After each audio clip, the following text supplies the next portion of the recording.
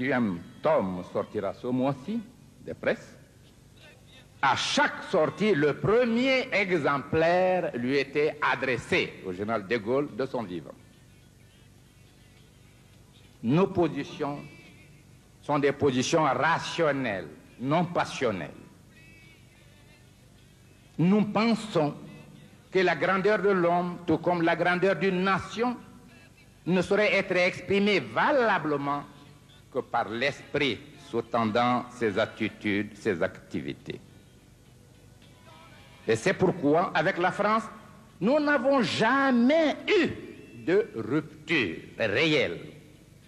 Il y a eu l'incompréhension, il y a eu même des animosités entre quelques groupes et nous. Mais quant au peuple français que nous connaissons, que nous admirons, il n'y a pas eu de rupture, il ne peut pas y avoir de rupture. Pourquoi? Notre fusion totale est faite dans la communauté des idéaux choisis. Et soyez sûrs que la Guinée est sans complexe. Elle a voulu faire montre de responsabilité, de dignité. Et souvent, à l'extérieur de l'Afrique, l'image que l'on a de l'Afrique, c'est cet homme mendiant, assis au carrefour de la rue ou devant une mosquée avec les mains tendues pour recevoir l'aumône. Et même ceux qui, par générosité ou par compréhension de la nécessité de l'aide, apportent cette aide, ils la font souvent dans des formes blessantes. Nous disons, quant à nous, l'histoire, ce n'est pas une course de vitesse. C'est une course de fond sans fin. Pour valoriser l'existence de l'homme, il faut nécessairement avoir une conscience historique, et une conscience sociale, et une conscience politique, et une conscience économique, et une conscience culturelle, et une conscience humaine en un mot.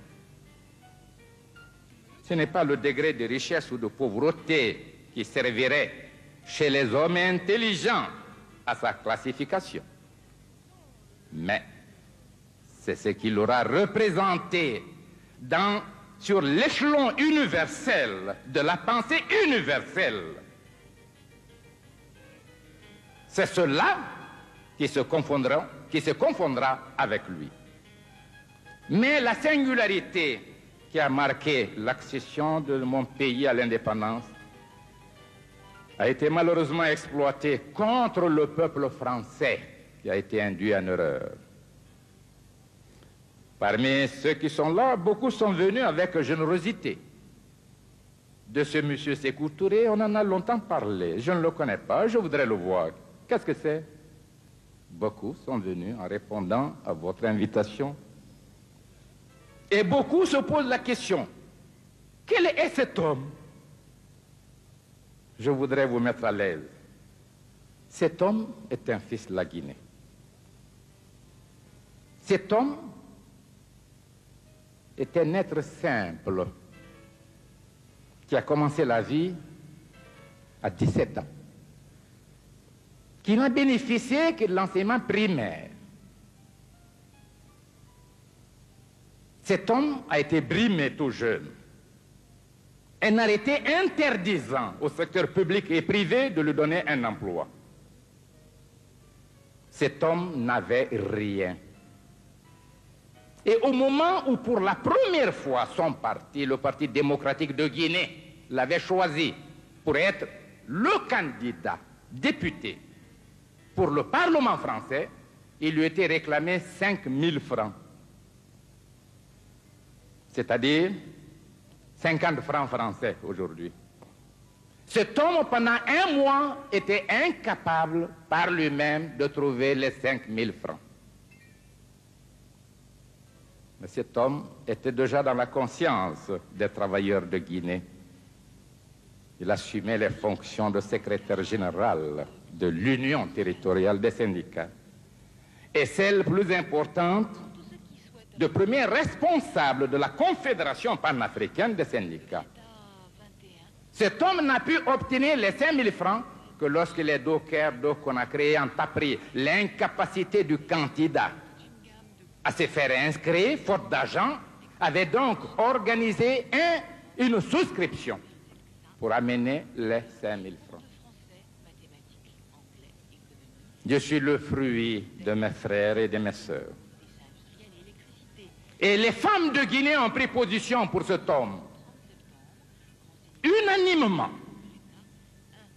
Et je ferai de telle sorte qu'elles n'aient jamais regretté leur mobilisation.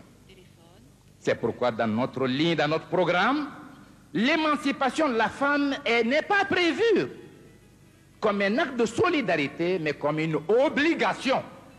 Il s'agit davantage de l'émancipation de l'homme qui brime et exploite la femme que celle de la femme. Voilà notre conception et nous la traduisons systématiquement dans toute la législation depuis que nous sommes indépendants. Et vous pouvez voir à l'université, à toutes les écoles, nous exigeons l'égalité de chance. L'égalité de l'effectif. Dans la vie, à l'Assemblée, nous avons 42 députés sur une assemblée de 210. Dans le gouvernement, dans tous les appareils de direction. Cet homme aussi a été soutenu par les jeunes parce qu'il avait dirigé le mouvement de la jeunesse. Mais cet homme était esclave d'une tradition familiale. Mes 2 grands-parents ont assumé un rôle de premier plan.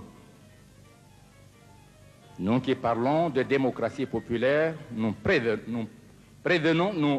provenons de la féodalité.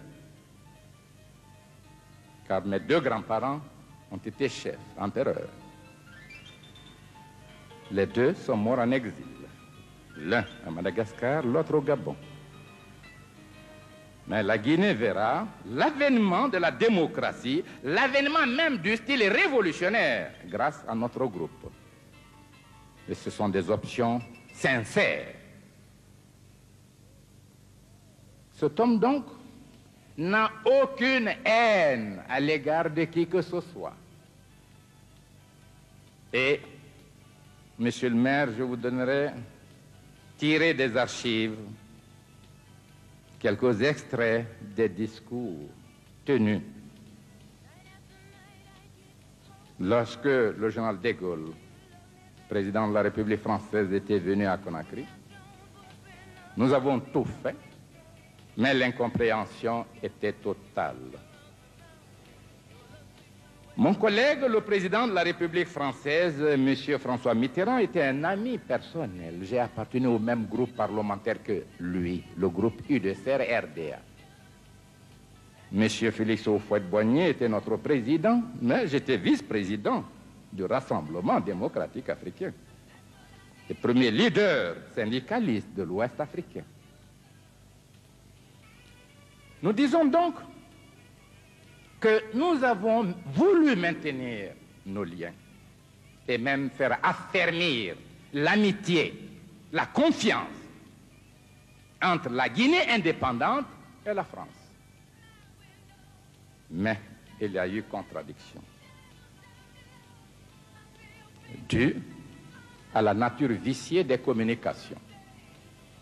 Ici, le peuple français, je m'excuse de l'expression, n'a souvent entendu ou lu que des contre-vérités. Ah, si je pouvais ici être considéré comme l'homme, le militant, sur une place publique, avec n'importe quel homme, discutant devant le peuple français, de n'importe quel thème, de n'importe quel sujet, j'aurais été plus heureux. Parce que j'aurais abandonné le protocole et j'aurais pu clamer certaines vérités. Ceux qui sont venus à l'appel de M. le maire nous accueillir, j'ai dit certains sont des amis, d'autres ne savent pas pourquoi, pour qui ils sont venus. Je voudrais que vous reteniez une seule image, c'est celle d'un homme sincère, un homme qui n'a pas de complexe, un homme qui n'a aucune rancune, un homme qui voudrait bâtir avec les Français un avenir merveilleux de coopération entre la France et son pays. Cela est sincère. Mais nous connaissons un fait, chaque pays, quel que soit le niveau de son développement historique, a des besoins. L'homme sans besoin n'existe pas. Car le bonheur est une conception de capacité de satisfaction des besoins, et le bonheur est sans fin parce que les besoins sont sans fin. Si on peut limiter les besoins physiologiques, mais les besoins culturels sont sans fin, l'esprit inventera toujours une nouvelle forme de l'éthique et poussera l'homme à sa réalisation. Nous sommes venus donc exprimer cette volonté sincère de coopération durable avec la France, avec son gouvernement, avec tous les milieux. Mais nous ne venons pas tendre la main. Nous ne quémanderons jamais. Nous nous comporterons toujours en homme responsable, en peuple responsable et digne. Nous disons la dignité, c'est l'harmonie entre le dire et le faire. Nous tâcherons de rester dignes. Nous respecterons tous nos engagements. Voilà donc, Monsieur le maire, la signification que nous accordons à l'occasion que vous avez bien voulu nous offrir à nous adresser à ces illustres personnalités représentant les différents milieux de la ville de Paris et donc de la France. Nous vous disons encore merci. Nous vous disons, jugez-nous par nous-mêmes et non parce qu'on dit de nous. Et pour vous mettre à l'aise, avec votre permission, Monsieur le maire, je ne voudrais pas abuser du temps. Quel est le mot qui vient à l'esprit du français? En Guinée, il n'y a pas de droit de l'homme. Voilà ce qui est chanté. J'aiderai les auteurs en faisant un poème sur leur création et en les ridiculisant. Je vous assure, au nom de tout ce qui m'est cher, de mes grands-parents qui ont symbolisé la résistance africaine, de moi-même qui ai dirigé, organisé cette résistance jusqu'à l'indépendance, en tant que leader des syndicats, leader des jeunes, jamais un homme en Guinée n'a été poursuivi pour raison politique, raison de délit de presse, raison de délit de parole. Si vous lisez mes thèses philosophiques, pour moi, il n'y a pas de raison d'État. Et nous sommes le seul pays à avoir perçu la fusion nécessaire entre l'État, le parti et le peuple en créant une phase historique, celle du parti État. Vous n'avez qu'à lire les thèses philosophiques justifiant cette entité. Aucun individu en Guinée ne peut exercer une parcelle de l'autorité du pays, de la souveraineté nationale, sans avoir été élu par le peuple. À 17 ans, tout le monde est électeur. Aucune loi ne peut être votée par le Parlement guinéen sans avoir été soumise sous forme de projet à tous les villages, à tous les quartiers, pour que le peuple le discute, en détermine d'abord la moralité, en laissant au Parlement le soin de donner la forme régulière à la loi. Aucun peuple ne le fait. Nous sommes d'une démocratie avancée. Et ce n'est pas par orgueil quand je dis que notre système démocratique est en avance. Je voudrais que les plus sceptiques viennent en Guinée. Monsieur le maire, j'ai connu au hasard votre illustre adjoint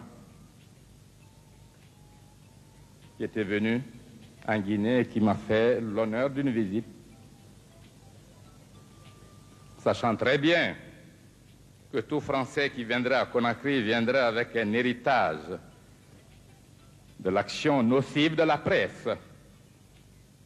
Je lui ai demandé de bien vouloir se promener avec moi un peu.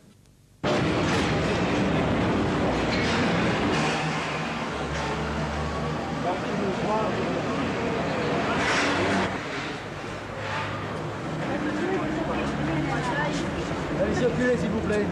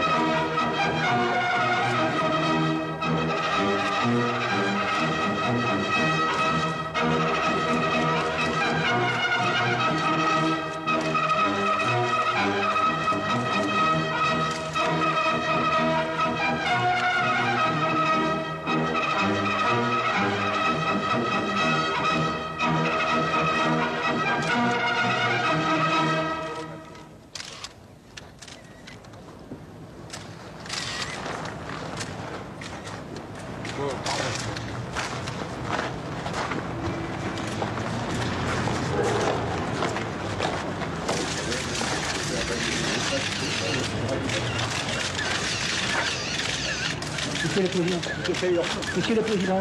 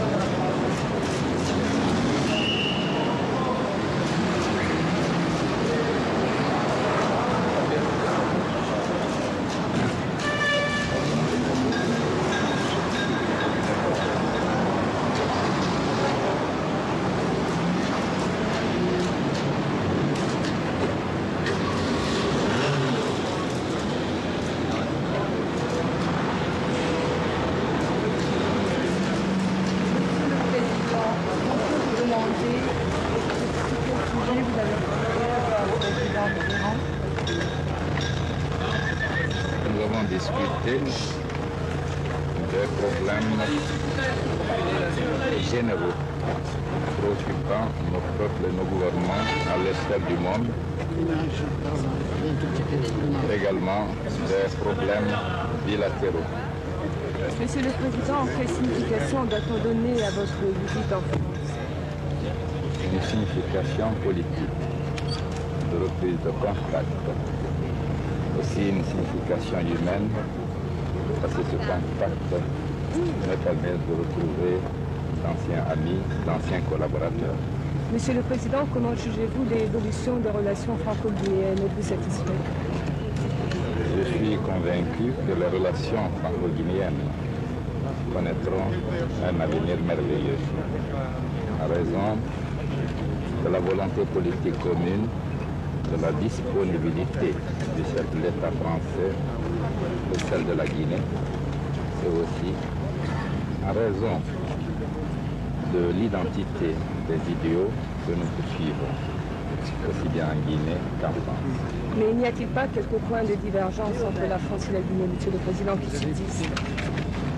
Une coopération enregistre toujours quelques divergences parce que chaque peuple a son identité, sa personnalité et connaît ses problèmes spécifiques qui le préoccupent.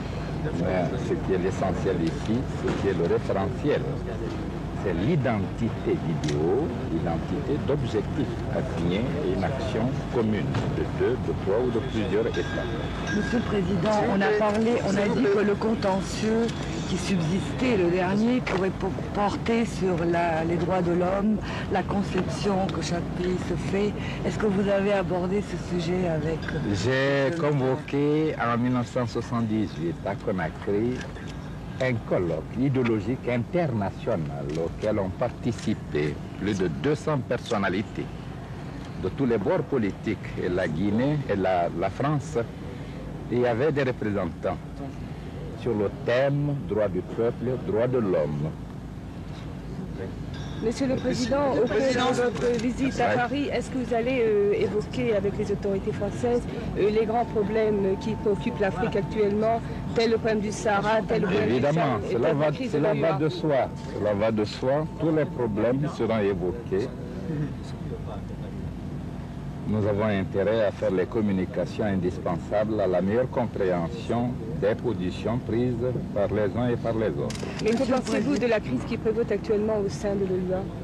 Au sein de l'OUA, la crise qui prévaut était d'abord prévisible, elle a ses causes déterminantes. Ce que j'ai pu dire ici, c'est que la crise sera résolue. Est-ce qu'il y a eu des pas en avant à la suite des contacts et des voyages que vous venez de faire Oui, en il y a eu Afrique? des pas en avant.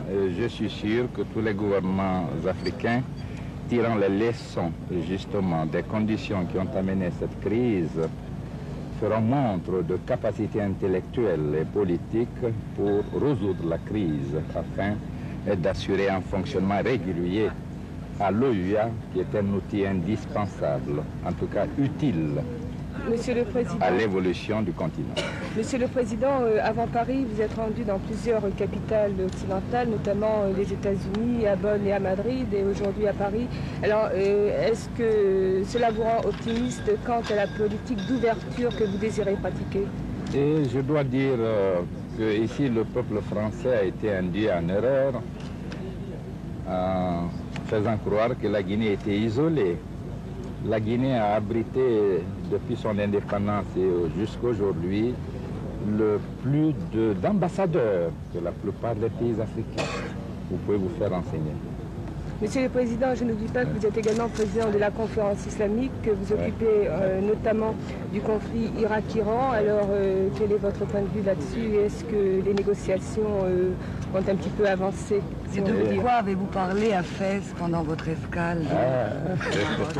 Je dirais que le conflit entre l'Iran et l'Irak est un conflit malheureux qui préoccupe toute la communauté musulmane. Et en tant que président du comité islamique de paix, nous avons engagé des efforts constants. Et même dans une semaine, nous reprenons nos initiatives avec l'espoir que l'Iran comme l'Irak, ayant tiré les leçons des conséquences catastrophiques de ce conflit, sous la forme de perte de vie humaine et de biens matériels, accepteront les nouvelles propositions qui leur seront faites par le comité islamique de paix. Et à propos de vous avez M. parlé Godzabé, s'il vous plaît, Monsieur le Président. Oui. M. Godzabé a été L'ancien exécuté dans ministre cette nuit. des Affaires Un instant, Marie, étrangères. s'il te plaît. Oui. Monsieur le Président, M. Godzabé a été exécuté dans la nuit cette nuit. Pouvez-vous nous dire votre sentiment? À exécuter. L'ancien ministre iranien des Affaires étrangères, Ouais. Sadegh Khalilzadeh, a été... Oui, je le connais, mais je n'ai aucun avis à émettre. J'ai une haute responsabilité, celle de présider Monsieur le le Président, comité islamique de paix en vue de réconcilier l'Iran et l'Irak.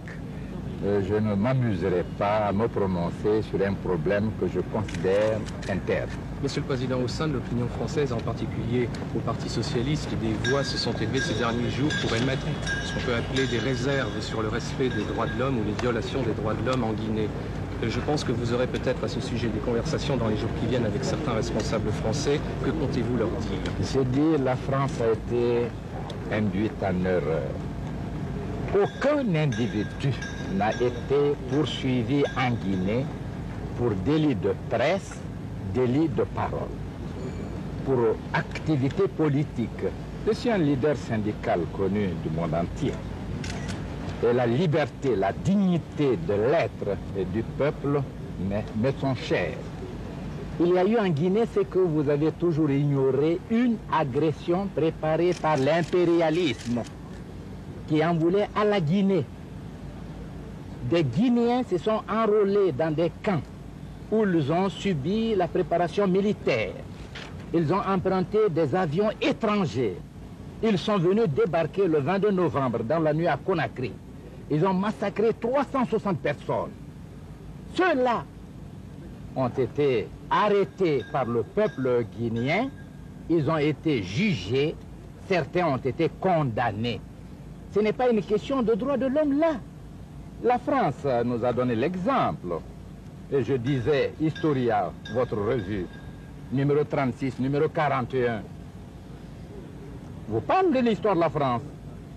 Là, ce ne sont pas 8 qui ont été exécutés, mais des centaines, plus de 100 000 personnes ont été exécutées par le peuple français, et le peuple français a raison. Il a incarné là la volonté, la dignité de tous les peuples du monde. Et quand la Guinée, victorieuse, des agresseurs, des mercenaires, applique à ceci la loi qu'elle a décidée d'elle-même, pourquoi voulez-vous rattacher ce fait à une question de droits de l'homme? Est-ce que l'homme français, le Parisien, a droit aujourd'hui de mettre le feu à tous les biens des populations de Paris? Je ne pense pas.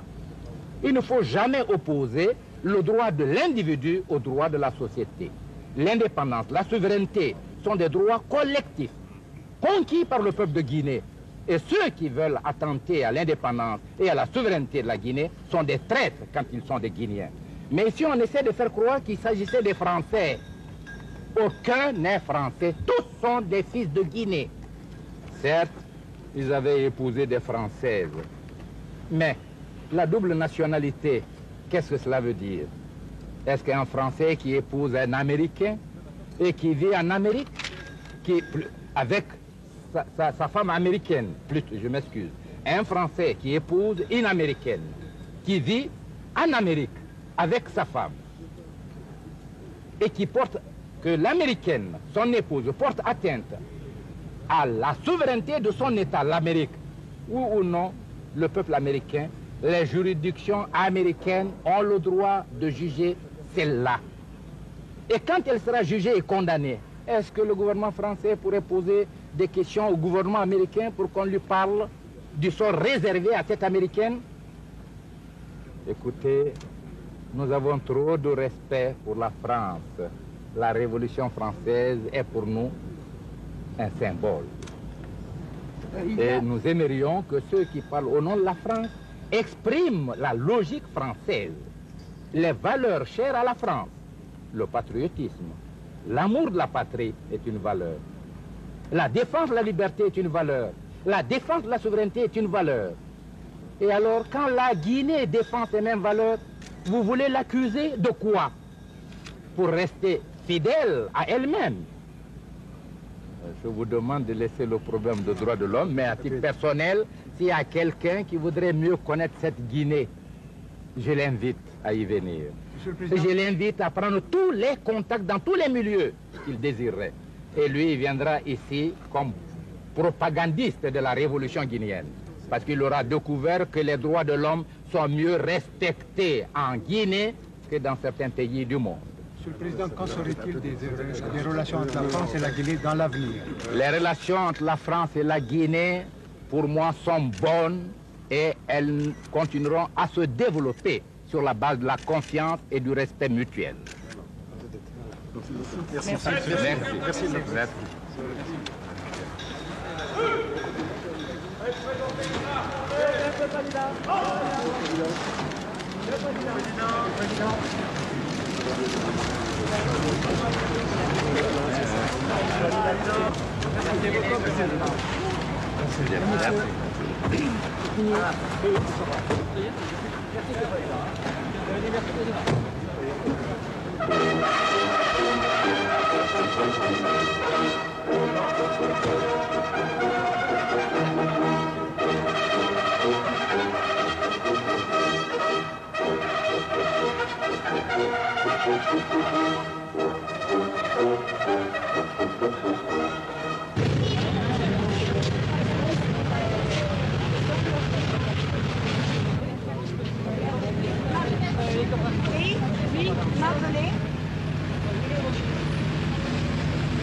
Pendant 12 ans, depuis 12 ans maintenant, nous attendons des nouvelles de nos maris. Ce n'est que cette année que le président Sékou Touré a reconnu en avoir exécuté certains.